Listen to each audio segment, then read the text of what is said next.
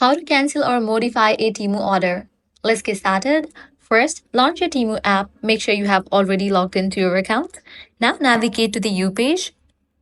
Once you're over here, you're going to find this section, Your Orders. Click on that. Now find the order you would like to cancel under All Orders. If the items haven't entered shipping prep, this option will be available. You can cancel the whole order or individual items, then pick a cancellation reason like wrong size or change my mind. Eligible options typically include your original payment method or Temu credits. Review and confirm. You'll get an in-app confirmation and likely an email summary.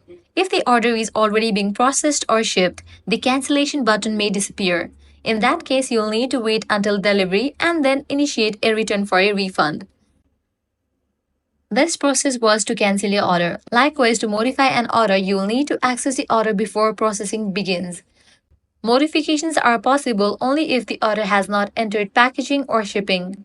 In your orders, open the desired order. If supported, tap Modify Order or Submit to replace. Then select Items to change. Confirm the modifications and resubmit. Not all orders allow changes. Cancellation and reorder might be the only option. And that's it. This is how you can cancel or modify a Temu order. If this guide helped you out, do not forget to like, share, and subscribe.